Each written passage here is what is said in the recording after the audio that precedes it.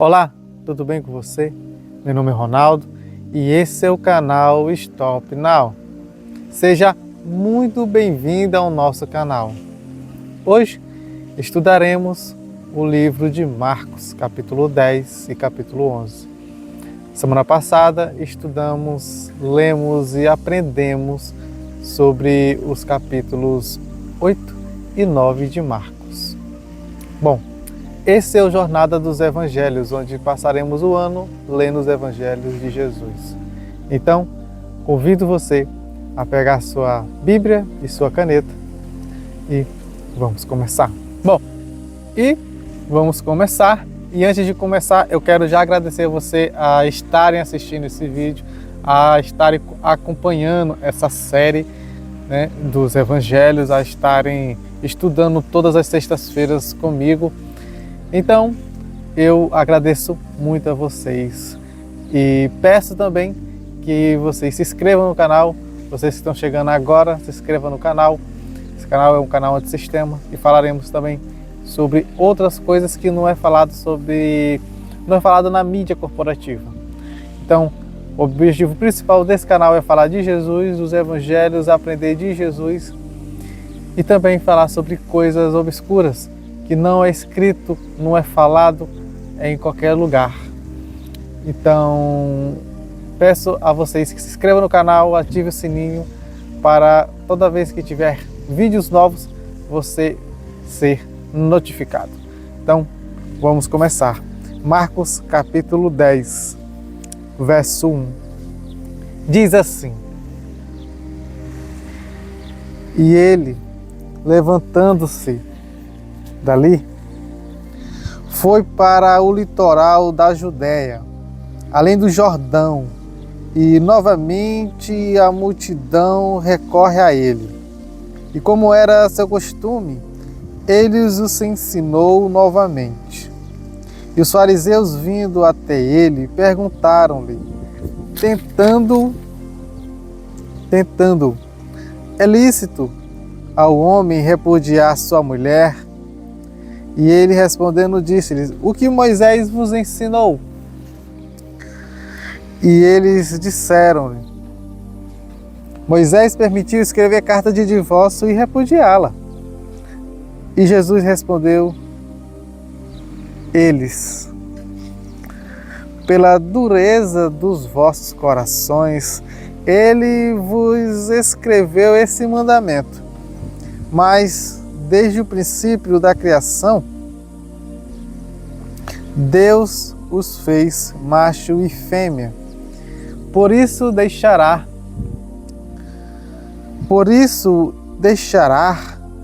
o homem pai e mãe e se unirá à sua esposa. E eles dois serão uma só carne.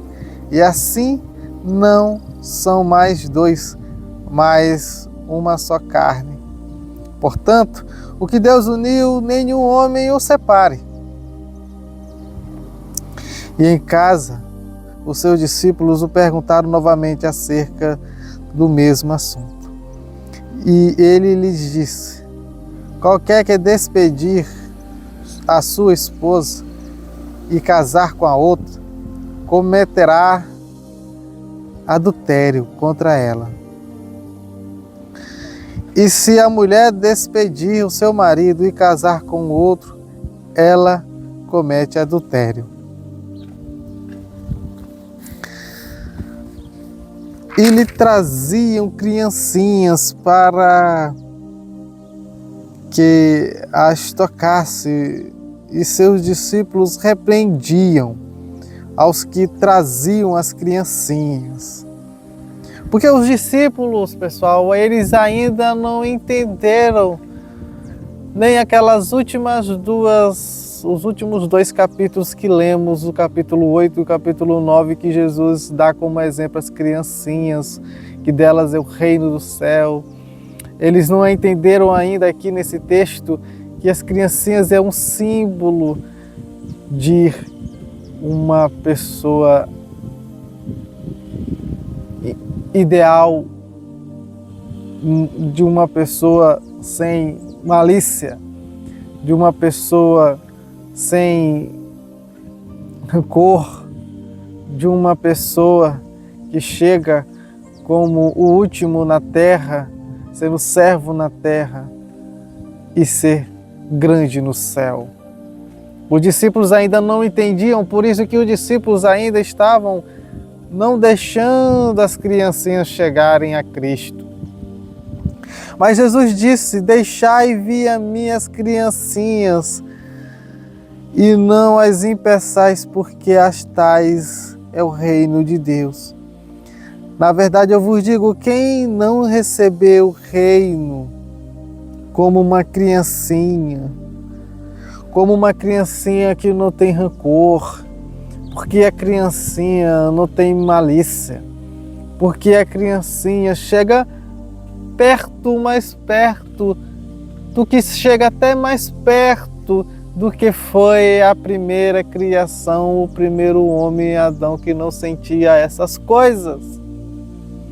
Então delas é o reino do céu. Então temos que ser como criancinhas, como o primeiro Adão, que ainda não sentia ainda inveja, que não sentia ódio, que não sentia coisas da carne.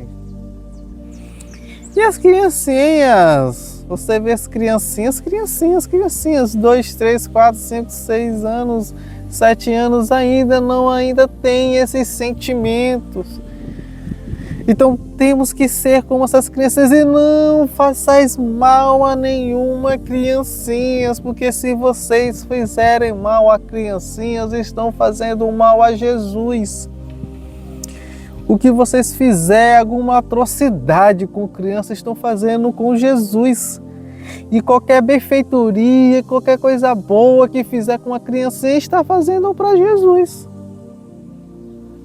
Os discípulos ainda não entenderam isso e hoje ainda já no século 21, mais de 2000 anos depois, as pessoas ainda não entendem que as criancinhas é de Cristo, que temos que amá-la, respeitá-la e temos que ser como elas, em espírito e em verdade e em alma.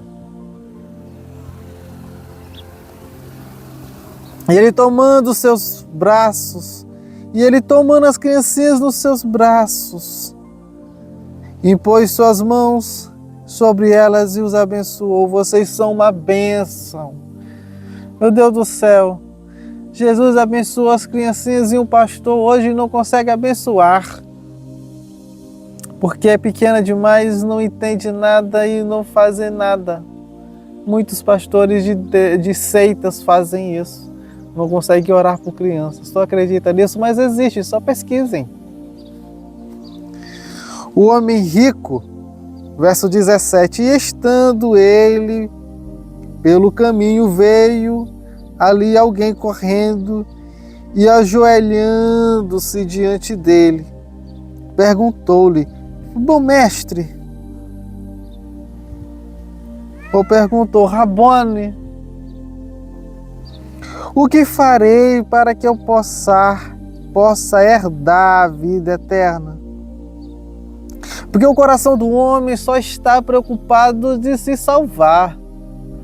O coração do homem só está preocupado de se dar bem, de quando morrer ir para um lugar bom pela eternidade, mas não está preocupado de ter uma intimidade com Deus, com Cristo, de servir Cristo, de servir e ser servido também, mas de uma forma diferente.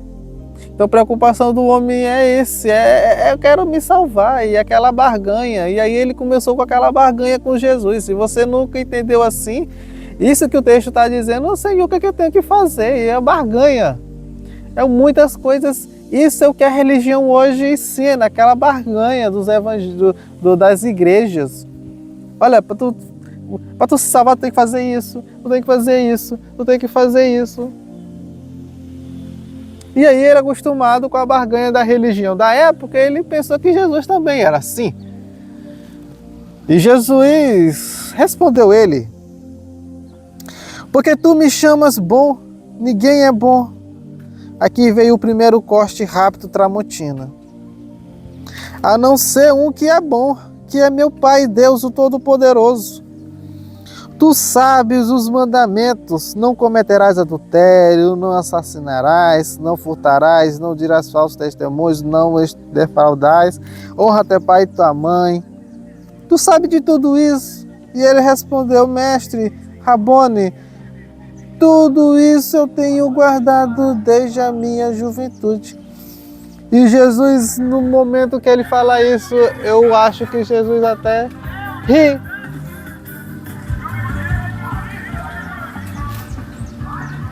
Eu acho que Jesus até ri. É verdade? Você faz isso? E Jesus, olhando para ele, o amou. Jesus amou aquele menino que queria aquela barganha, aquele rapaz que queria se salvar. Aquela verdade dele, Jesus amou aquele menino. Jesus gostou daquele menino falando isso, Jesus. Aqui o texto diz: e Jesus o amou. E lhe disse: uma coisa te falta, filhinho. Vai pelo teu caminho. Vende tudo que tu tens. Vende tudo que tu ganhou. Todos os bens que teus pais te deixaram. Todos os bens que tu trabalhou e conseguiu. Todo o suor que tu fez até agora, que tu conseguiu esses teus bens aí, pega eles. Vende tudo. Mas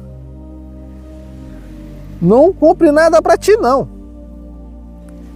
O dinheiro que tu pegar, tu vai lá e vai dar aos pobres. E tu terás um tesouro no céu. E vem, toma tua cruz e segue-me. Para quem não sabe, esse é o texto que a Igreja Católica usou para ganhar e cobrar indulgências de 518 depois de Cristo a 1598. Para quem não sabe, esse é o texto que a Igreja Católica usava para pedir indulgências. Porque Jesus, nesses textos aqui, nesse verso, ele disse que ele ganharia um tesouro, e a Igreja Católica, enrolando as pessoas, falavam: olha, o tesouro, essa que é a barganha, é desse jeito que tem que se salvar. E as pessoas não entenderam, não tinham também acesso ao Evangelho. Mas ele, entristecendo com o que foi dito, foi embora afligido, pois ele tinha grandes posses, pois ele tinha os mandamentos e guardava quase todos os mandamentos, mas o primeiro mandamento ele ainda não conseguiu guardar. Porque se você não sabe, os mandamentos é uma coisa que Deus deixou para nos lembrarmos de Deus, para a gente olhar para eles e ver que como a gente não consegue de maneira alguma guardar os mandamentos, como a gente não consegue guardar todos os mandamentos, precisamos dele para ser salvo. E se guardamos alguns mandamentos é por amor a ele, por respeito a ele, mas não conseguimos guardar todos. E no caso do jovem rico, ele tinha uma coisa chamada amor ao dinheiro, que foi tão grande que o próprio Criador pediu para ele fazer uma coisa e ele não fez, porque ele amava mais o dinheiro. Mas isso é uma coisa complicada. E Jesus, olhando ao redor, disse aos seus discípulos: quão dificilmente entrarão no reino de Deus os que têm riqueza, pelo amor de Deus, vocês estão vendo.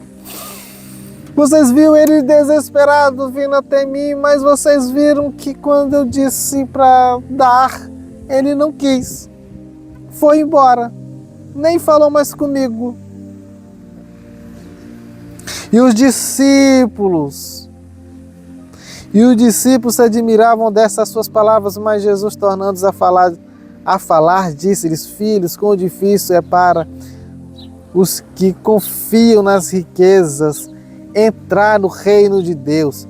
É mais fácil um camelo passar pelo olho da agulha do que entrar um homem rico no reino de Deus. Então, é muito difícil um rico entrar no reino de Deus. Mas qual rico? Será que é todos os ricos? Não, o texto aqui me diz quais são os ricos que não entrarão no reino de Deus. São os ricos que não têm Jesus, que não têm Deus acima de todas as coisas, que conseguem amar sua mulher. O rico que ama a sua mulher mais do que a Deus não entra. O rico que ama o dinheiro mais do que a Deus não entra. O rico que ama qualquer coisa mais do que a Deus não entra. Do mesmo jeito que o pobre que ama qualquer coisa mais do que Deus também não vai entrar. Se por rico o amor ao dinheiro leva ele à destruição, por pobre o amor aos seus bens materiaizinhos também não vai levar. Essa é a concordância do texto. O texto mostra isso. Mas quando Jesus diz, é difícil um rico, porque realmente o rico tem o dinheiro como confiança em tudo.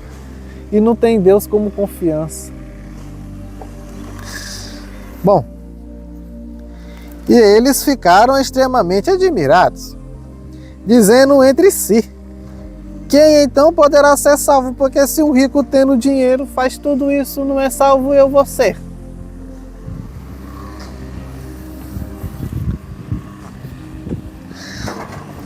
E eles ficaram, irmão, e eles ficaram extremamente admirados, dizendo entre si: quem então poderá ser salvo? Por quê? Porque o rico não vai ser salvo e eu vou ser. Jesus disse a eles: com homens isso é impossível, mas não com Deus, porque com Deus todas as coisas são possíveis. Vocês não entendem, mas deixem na mão de Deus.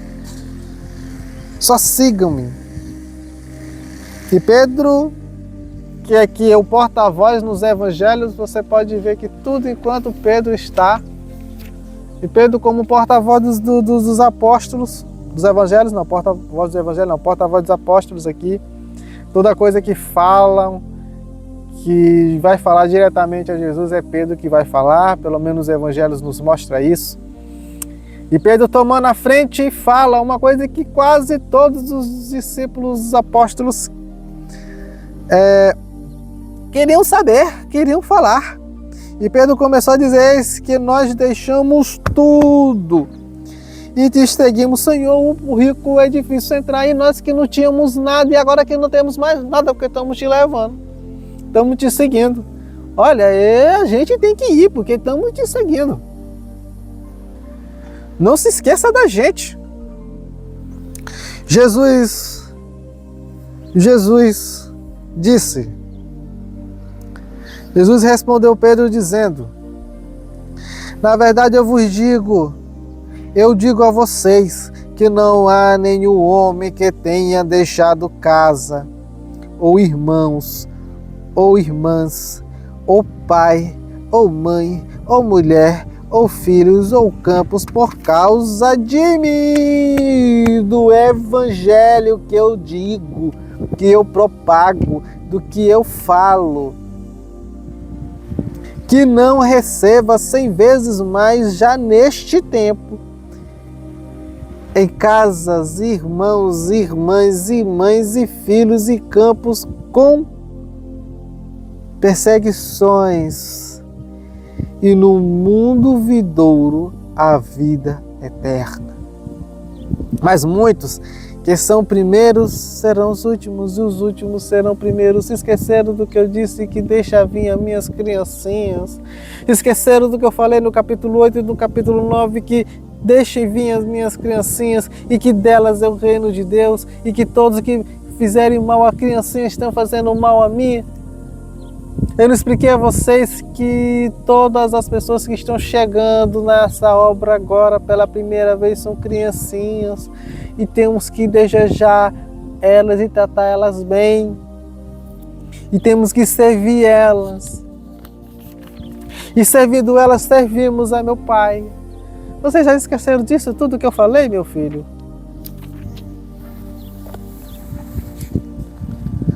Então seja servo, porque tu vai ganhar não aqui na terra, mas eternamente, porque aqui na terra tu vai ganhar só por um pouco de tempo. Mas o que é esse pouquinho de tempo com a eternidade? Os discípulos são preparados para a morte de Jesus. Verso 32 diz assim: e eles estavam no caminho subindo a Jerusalém, e Jesus ia diante deles. E eles maravilhavam-se e seguiam atemorizados. Eles estavam com medo de tudo isso que Jesus já tinha falado. E ele, tomando novamente os 12, começou a dizer-lhes as coisas que deviam acontecer com ele. Eis que vamos... Espera aí. Eis que vamos para Jerusalém, e o Filho do Homem será entregue aos principais sacerdotes e escribas, e eles condenarão à morte, e o entregarão aos gentios.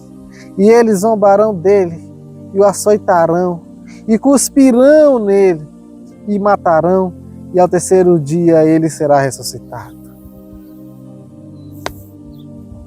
E Tiago e João, filho de Zebedeu, 2 apóstolos, aproximaram-se dele, dizendo: Rabone, mestre, queremos que tu nos faças o que nós desejamos.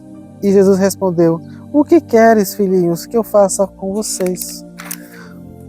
E eles falaram: concede-nos que na tua glória nós possamos assentar, uma à tua direita e outra à tua esquerda.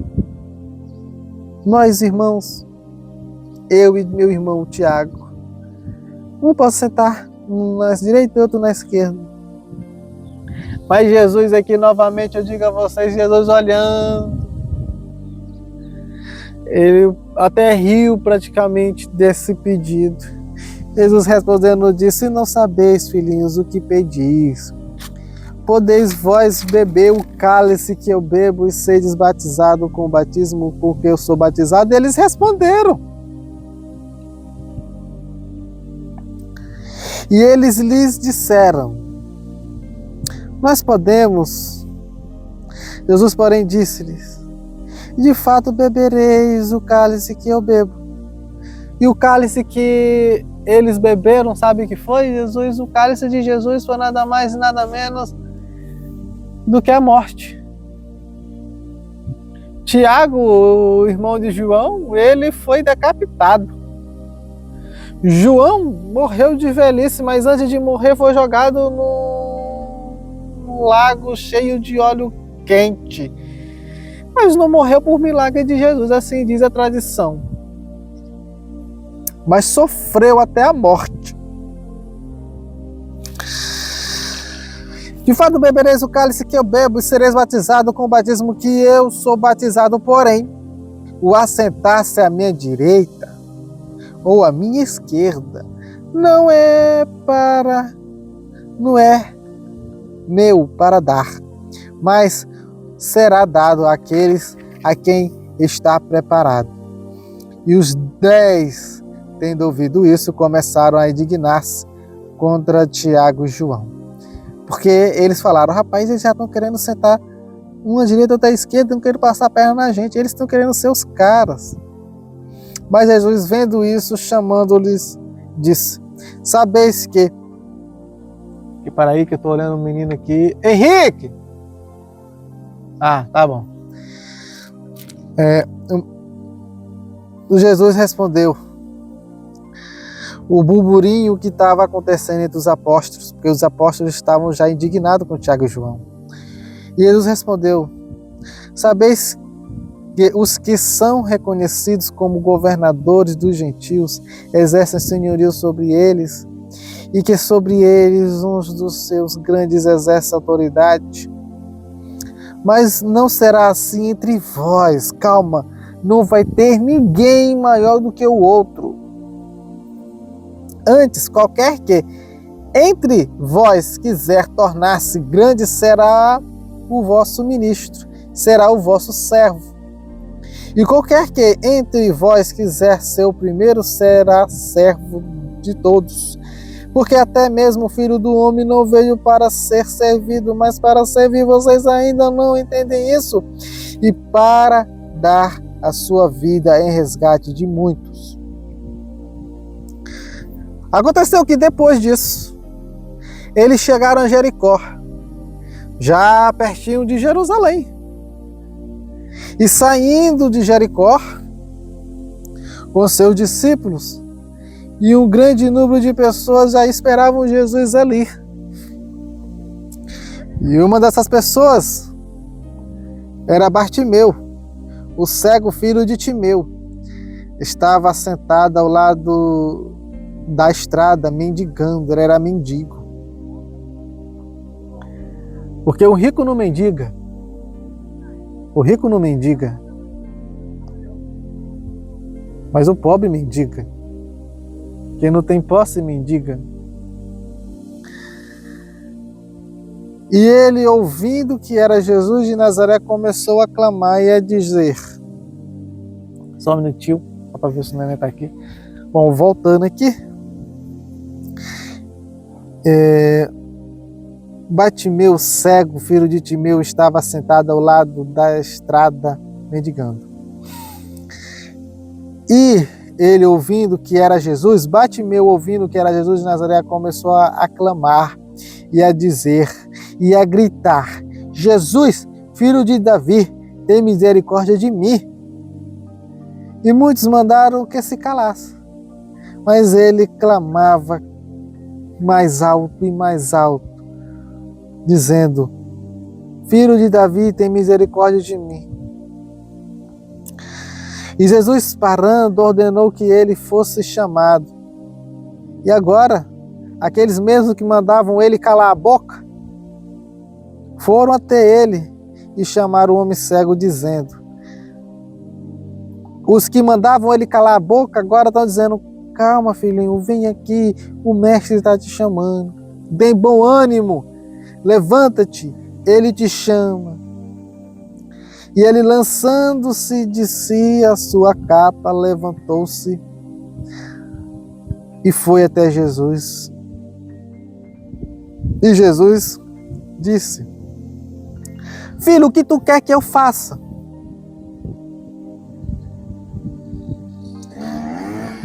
E essa pergunta de Jesus não é uma pergunta óbvia, não. Não é uma pergunta óbvia.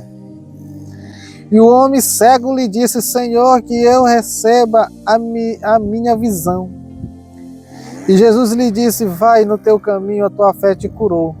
E ele imediatamente recebeu visão e seguiu a Jesus Cristo. Por que isso não é uma pergunta óbvia? Meus amigos, não é óbvio porque ele era mendigo. Ele era cego e mendigo. E Jesus só diz: o que é que tu quer? Então não é óbvio, porque por muitas pessoas pensarem que é óbvio, não é. Porque ele muito bem poderia dizer: olha, Senhor, eu estou aqui cego, mas eu estou muito mal, mendigando.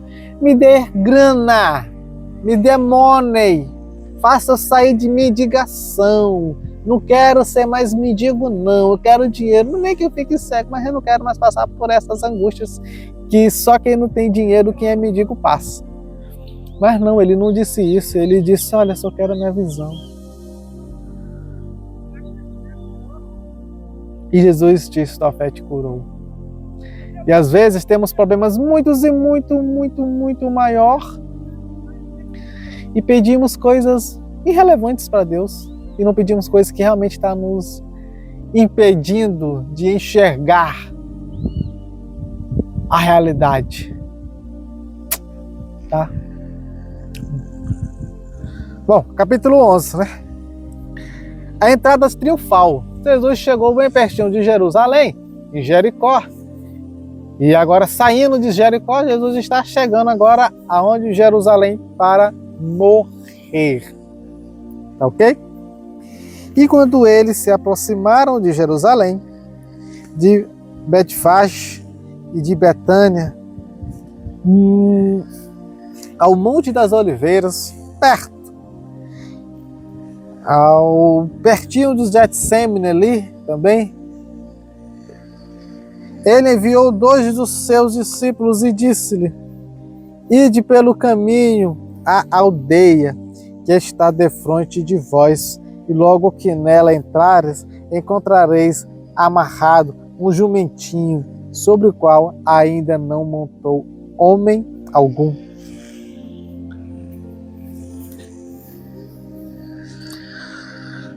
Desprendei-o e trazei-o. E se algum homem vos disser: por que fazeis isso? Diz-lhes que o Senhor necessita dele, e imediatamente ele o enviará para aqui. E eles foram ao seu caminho e encontraram um jumentinho amarrado à porta do lado de fora, entre 2 caminhos, e o desprenderam. E alguns dos que ali estavam lhe disseram: o que fazeis desprendendo o jumentinho? E eles responderam como Jesus lhe tinha mandado. E eles o deixaram ir.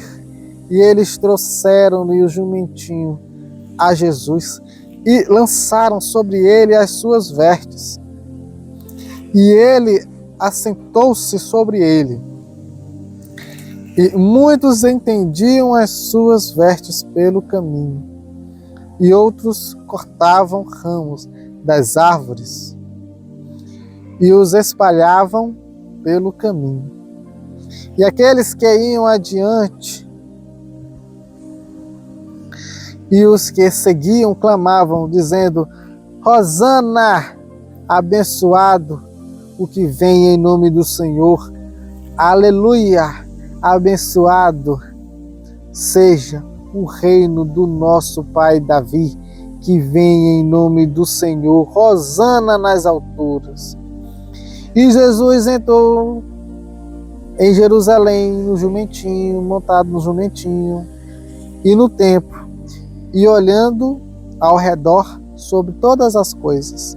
E chegando à tarde, saiu para Betânia com os 12. Então essa foi a entrada triunfal de Jesus, sentado no jumentinho. Para os islâmicos, Jesus vai voltar sentado no jumentinho e passar por lá.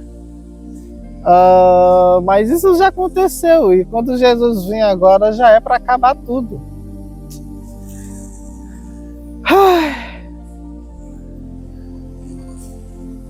Como foi essa cena? Acredito que deve ter sido uma cena muito emblemática. Primeiro, Jesus manda eles ir pegar um jumentinho virgem que nunca ninguém o sentou.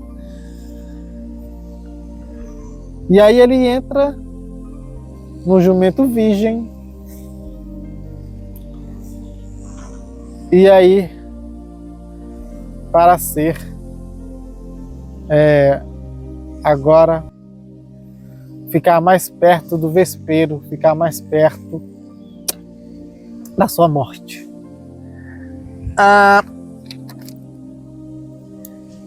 E ressurreição, ele morreu e ressuscitou. Verso 12 diz assim: e no dia seguinte, quando saíram de Betânia, ele teve fome, e avistando de longe uma figueira que tinha folhas, foi ver se talvez pudesse encontrar nela alguma coisa. E chegando até ela, nada encontrou senão folhas, porque ainda não era tempo de figos. E Jesus respondendo diz: nenhum homem comerá fruto de ti daqui em diante para sempre. E os discípulos ouviram isso. Para quem sempre leu esse versículo e nunca entendeu, eu digo para vocês que esse é o primeiro e único versículo de destruição eterna que Jesus fez. É o primeiro milagre da destruição. Jesus, quando ele fala que o templo será destruído, isso não é um milagre, isso foi uma profecia que Jesus fez. Agora, o milagre da destruição é essa aqui. Porque eles simbolizavam as figueiras, a figueira simbolizava Israel, o povo de Israel. É só ler Jeremias capítulo 24 e Osés capítulo 9, verso 10. Você vai entender que a figueira simbolizava eles. A figueira simbolizava eles estavam sem fruto. O povo de Israel estava sem fruto, porque o fruto estava com eles naquele momento e eles não comiam, não tinham, não aceitaram. Pois seja amaldiçoado. Essa maldição não foi só na figueira, mas e sim a todos que tinham pensamentos, a todos os judeus da época ali. E de todas as épocas que têm o mesmo pensamento do que os judeus daquela época. Todos os judeus de hoje que têm o mesmo pensamento daquela época também é essa profecia aqui. São malditos, desprezados. Se você não aceitar Jesus, porque Jesus também é justiça. Se você não aceitar Jesus, ele também não lhe aceitará. Bom, a limpeza do templo. E vieram a Jerusalém. E Jesus entrou no templo e começou a expulsar os que vendiam e compravam no templo. E derrubou as mesas dos cambistas e as cadeiras do que vendiam pombas. E não permitia que nenhum homem carregasse algum vaso pelo templo. E os ensinava dizendo: vocês entenderam aqui esses versos 15 e esse verso 16? Leia comigo de novo na sua Bíblia o que os versos 15 e verso 16 diz. Leia de novo na sua Bíblia. E vieram a Jerusalém. Jesus entrou no templo e começou a expulsar. Jesus está expulsando todos que vendiam e compravam no templo. E derrubou as mesas dos cambistas. Todos que vendem pela fé. Todos os que vendem a fé são expulsos por Jesus. E Jesus o diz em outros versículos, principalmente lá em Mateus, em Lucas, que vai chegar um dia que esses vendedores de fé vão chegar pertinho de Jesus e Jesus vai dizer que eu não vos conheço. Eu não sei nem quem vocês são. E nesse momento, literalmente, Jesus estava expulsando os vendedores, os cambistas. E jogava as cadeiras para um lado. E as cadeiras do que vendiam pombas. E as pombas. E tudo. E não permitia que nenhum homem carregasse algum vaso pelo templo. E os ensinava dizendo: não está escrito, a minha casa será chamada por todas as nações casa de oração? Mas vós as tendes feito covil de ladrões. Vocês são ladrões. Vocês pastores, vocês padres, vocês presbíteros, vocês reverendos. Tanto faz o que a sua igreja diz que vocês são, se vocês são apóstolos, vocês são quem são. Profeta, que sei lá, vocês são, sabe que, ladrões da fé. Jesus chama vocês de ladrões, não no sentido bom, mas no sentido do que o ladrão faz, que é roubar, que é ruim, que é uma das coisas que está nos mandamentos de Deus, que Deus diz para não fazer e vocês fazem, e ainda no nome dele.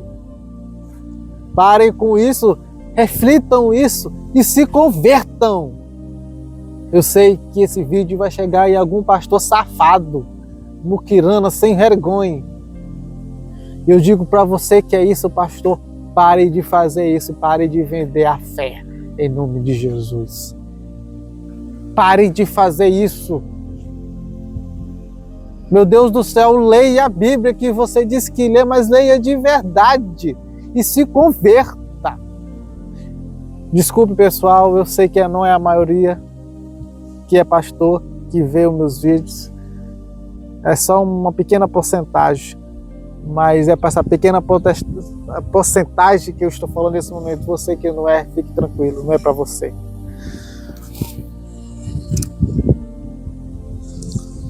Verso 18, os escribas e principais sacerdotes ouvindo, e agora que pegou no bolso, agora que eles estão sentindo no bolso, ouviram isso e buscavam de qualquer modo destruir, pois o temiam, porque todo o povo estava admirado da doutrina nova. Rapaz, agora tá bom, eu não vou mais pagar nada para ser salvo. Era isso que Jesus estava ensinando. O evangelho é isso, as boas novas é essa. E vocês ainda não entendem que não precisa dar oferta de sacrifício para pastor, para a igreja, para o templo. Agora a lição da figueira. E de manhã, enquanto... Ai, aqui eu tô com cãibra, pessoal. Cãibra. Bom, agora a lição da figueira, pessoal. Eu tô com cãibra, por isso que eu já tô nessa posição, tá? E de manhã, enquanto passavam eles, viram que a figueira tinha secado desde as raízes. E Pedro, novamente o porta-voz dos apóstolos, né? Pedro, chamando Jesus e disse, mestre, eis que a figueira que tu amaldiçoou secou de verdade, viu? E Jesus respondendo disse, tendes fé em Deus? Tendes fé em Deus? Porque na verdade eu vos digo que qualquer que disser a este monte, ergue-te e lança-te no mar, e não duvidar em seu coração, mas crer.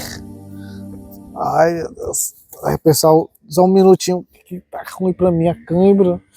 Ui, meu Deus.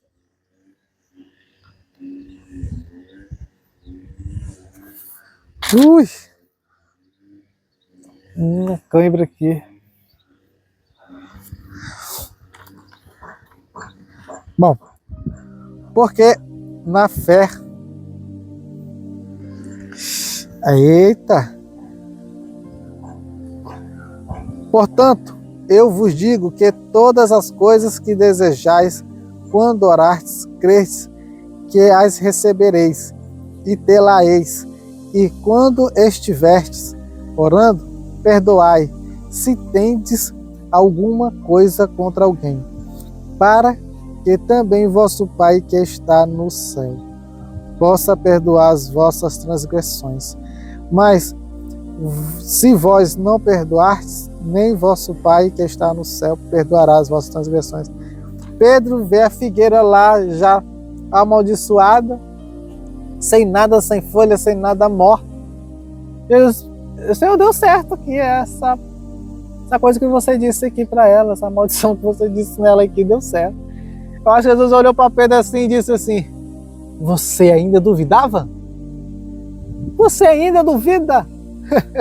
Tanta coisa que eu fiz, Pedro, tanta coisa que eu fiz de maravilhas, você ainda pensava que simplesmente essa figueira não iria ser destruída?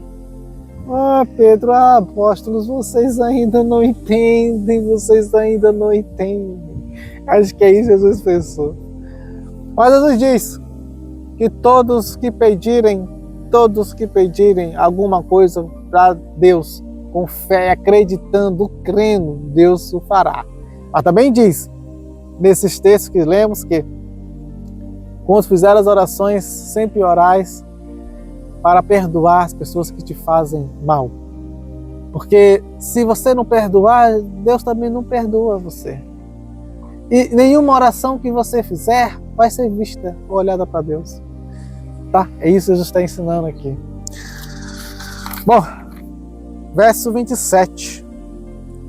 E eles foram novamente para Jerusalém, e andando pelo templo, aproximaram-se dele os principais sacerdotes e os escribas. Já que agora Jesus acabou com o comércio deles, eles agora estão meu amigo, agora estão zangados demais. E querendo matar Jesus a qualquer custo. E os principais sacerdotes, escribas e anciões e lhe disseram: com que autoridade fazeis estas coisas, viu? Quem tu mandou acabar tudo com o templo? Destruiu o templo todo. E quem te deu tal autoridade para fazer estas coisas? E Jesus respondendo disse: olha só, eu responderei vocês se vocês também me responderem essa pergunta, tá? Eu vou responder essa pergunta para vocês fazendo uma pergunta. Isso é típico de judeu. Jesus era judeu, isso é típico de judeu, tá? Também eu vos farei uma pergunta e responderei-me. Então vos direi com que autoridade eu faço essas coisas. Olha só, a pergunta é: o batismo de João era do céu ou dos homens? O do céu quer dizer de Deus, e do homem quer dizer de Satanás. Respondei-me, diz aí agora. E eles argumentavam entre si. Se dissermos do céu, ele dirá: por que então não acreditastes nele? Mas se dissermos dos homens, eles temeriam o povo, porque todos os homens verdadeiramente tinham a João como profeta. A moral que o João tinha entre o pessoal aqui, né? Com maravilhas, os evangelhos não falam com maravilhas João fez, só fala que ele batizou e tudo fez, mas tantos milagres que João também fez em nome de Deus, em nome de Jesus.